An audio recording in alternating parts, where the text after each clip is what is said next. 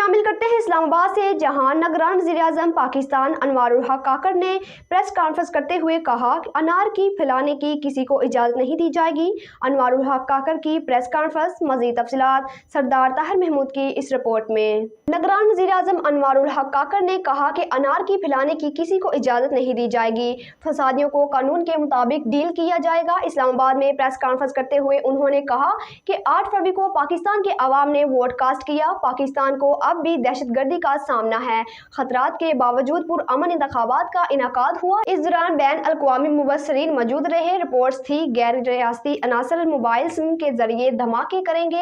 इंतखाबात के लिए कामयाब इनाकाद में सिक्योरिटी अदारों ने अहम किरदार अदा किया। एक सवाल के जवाब में निगरान वज़ीर-ए-आज़म ने कहा कि पुरअमन एहतजाज सियासी कारकुनों का हक है, ताहम अनार की फैलाने की किसी को भी इजाज़त नहीं दी जाएगी। पुरअमन एहतजाज माजी में भी हुए, ये आईनी हक है। हो सकता है कहीं नताइज में बेकायदगी हो, इसके लिए मुतलका फोरम मौजूद है। इंडोनेशिया में वोट गिनती करते हुए 1 महीना लगा था। हमारे यहाँ वोटों की गिनती में कितना वक्त लगा? हमारे यहाँ इलेक्शन के नताइज 36 घंटों में मुकम्मल हुए। 2018 में इलेक्शन के नताइज 66 घंटों में मरतब हुए थे। इसी हवाले से निगरान वज़ीर-ए-आला मोहसिन नकवी ने इंकशाफ किया है कि ठोस शवाहद मिलने हैं। 9 मई के तर्ज पर एक नई खौफनाक साजिश तैयार की गई है।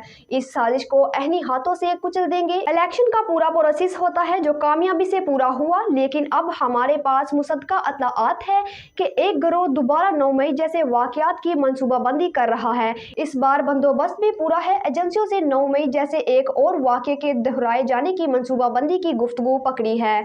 ऐसा कोई अमल ना दोहराया जाए, मुल्क इसका मुतहम्मिल नहीं हो सकता। किसी ने भी शरअंगेज़ी की कोशिश की तो सख्त रद्द अमल होगा।